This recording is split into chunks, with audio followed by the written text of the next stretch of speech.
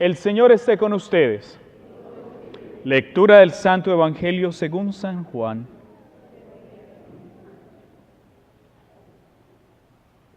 En aquel tiempo Jesús dijo a Nicodemo: así como Moisés levantó la serpiente en el desierto, así tiene que ser levantado el Hijo del Hombre, para que todo el que crea en él tenga vida eterna.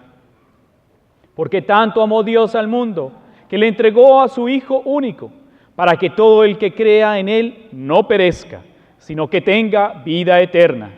Porque Dios no envió a su Hijo para condenar al mundo, sino para que el mundo se salvara por él. El que cree en él no será condenado, pero el que no cree ya está condenado, por no haber creído en el Hijo único de Dios. La causa de la condenación es esta: habiendo venido la luz al mundo, los hombres prefirieron las tinieblas a la luz, porque sus obras eran malas. Todo aquel que hace el mal aborrece la luz y no se acerca a ella, para que sus obras no se descubran. En cambio, el que obra el bien conforme a la verdad se acerca a la luz, para que se vea que sus obras están hechas según Dios. Palabra del Señor. Tenga la bondad de sentarse.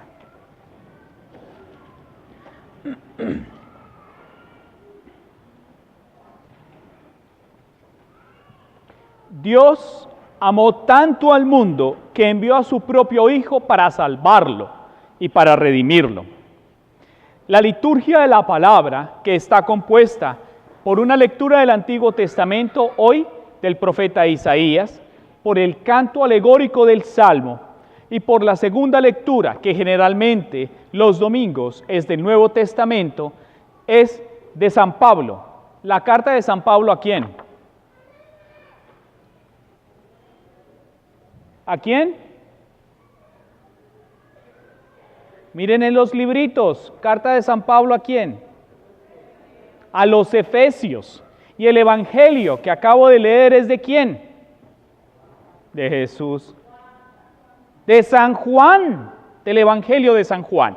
Entonces son 3 episodios que nos van a ir preparando para la parte central, la palabra de Dios, que es el Evangelio. ¿De acuerdo? Pero vamos por partes. En el primero hay una fuerte presencia de un libro. La primera lectura, ¿de qué libro es? De las Crónicas, el libro de las Crónicas. ¿Qué es una crónica? Una crónica es lo equivalente a un diario. Es decir, que alguien nos va contando y nos va mencionando qué pasa. Y en esa primera lectura nos recuerda qué estaba viviendo ese pueblo antiguamente en el Medio Oriente, en medio del pecado, en medio de la idolatría, y tenía muchos dioses. Pero si nosotros lo movemos para este tiempo, es exactamente el mismo pueblo. El pueblo que construye dioses para todo lo que necesita. Y vamos a colocar un ejemplo de cómo Dios coloca al hombre en medio de ese mundo, y mire las decisiones que toma el hombre. Entonces, los tipos de dioses que el hombre construye son 3 fundamentalmente. El primero, el Dios del poder. Yo puedo hacer lo que yo quiera, porque tengo cómo hacerlo, porque siento cómo hacerlo. Y cuando le demuestro a los demás que puedo hacerlo, paso por encima de los demás. El Dios de poder, el Dios que acumula la fuerza y con la fuerza manipula. ¿De qué sirve que en el hogar mande el papá? ¿O de qué sirve que en el hogar mande la mamá? Si no hay un balance en la fuerza, y si puede más la fuerza de la voz, la fuerza del grito, la fuerza de la autoridad, que la fuerza del amor, que es Cristo. Cristo es el centro. Cristo no es uno de otros dioses. Cristo es el Hijo de Dios Altísimo, enviado para nuestra salvación, para nuestra sanación y para nuestra liberación. El segundo es el tener. ¿Cuántos de nosotros hemos sucumbido al tener? ¿Cuánto nos deleitamos con el poseer? Entre más agarremos, entre más propendamos por acumular, más satisfacción tenemos. Y lo triste es que ni siquiera el día de nuestro entierro esas cosas irán con nosotros. Lo triste es que ni siquiera vamos a disfrutar al menos el 1% de esas posesiones en la verdadera felicidad, en la eternidad. El Dios del poder, el Dios del tener y ahora el Dios del placer. Y el Dios del placer es que todos los deseos que tenemos deben ser consumidos y deben ser satisfechos. Y cuando no nos satisfacemos con esos deseos, pasamos por encima de los demás. Hacemos que nuestro cuerpo sea sometido al dolor, al desprestigio, a la esclavitud y al sometimiento. Eso no es de Dios. Lo de Dios es libertad. Lo de Dios es plenitud y es un amor sincero. Cuando hay el amor entre un hombre y una mujer, hay un encuentro de respeto, hay una complementariedad. Por eso, el hombre y la mujer, cuando son llamados por Dios, se vuelven co-creadores, es decir, hacen parte de la creación de Dios. Y lo describe en la primera lectura de las Crónicas como un pueblo suma y súbitamente desordenado, descuidado y alejado de Dios, que creó múltiples dioses de acuerdo a su conveniencia, múltiples dioses de acuerdo a su necesidad, y aún más grave, múltiples dioses con la intención de hacerse Dios. Eso marca definitivamente un alejamiento y un distanciamiento real de Dios. San Pablo nos recuerda que es solo a través de Cristo, que es solo a través de Dios el Altísimo, que muestra la libertad verdadera para los hombres.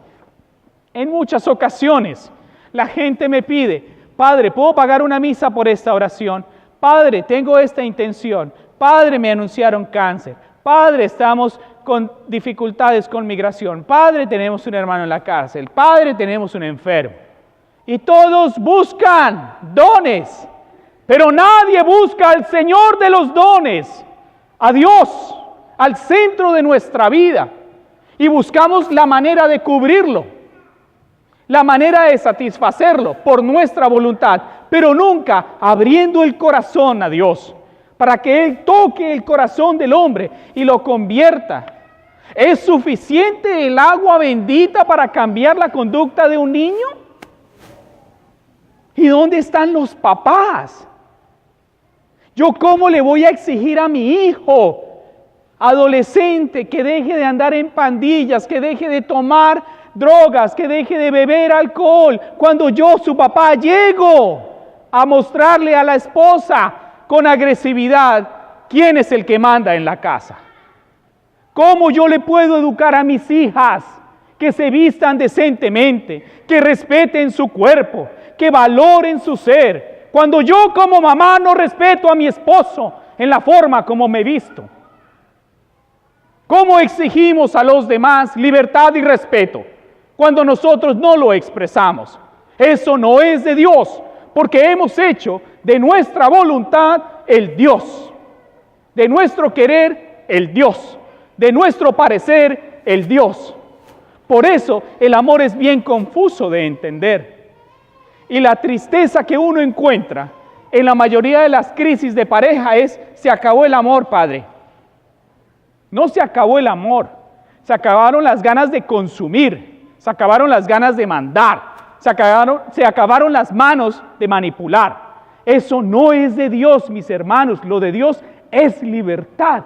El amor de Dios es perfecto, único e irrepetible. No lo olviden, porque ustedes son educadores. Sus hijos esperan lo mejor de ustedes.